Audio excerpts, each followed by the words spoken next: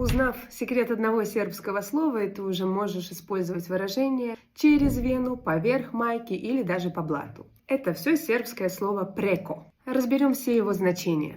Первое – посредством, с помощью. Часто используется с способами связи. Преко интернета, преко телефона. Второе значение – это через, в описании маршрута. Если вы летите с пересадкой на самолете, то, например, это будет преко Беча, через Вену. Еще одно значение через, но здесь уже другая ситуация. Передача информации. Saznao sam preko komšija. Я узнал через соседей. Четвертое выражение запоминаем отдельно. Преко везе. По блату, дословно через связь. Пятое значение поверх. Часто используется при описании одежды. Преко маjice. Поверх майки. Шестое значение используется с частями тела. Например, преко рамена, через плечо. Преко ока, на глазу. 6 значений, одно слово. Так и работает сербский. Компактно. Точно, без лишнего. Сохраняйте, чтобы не потерять.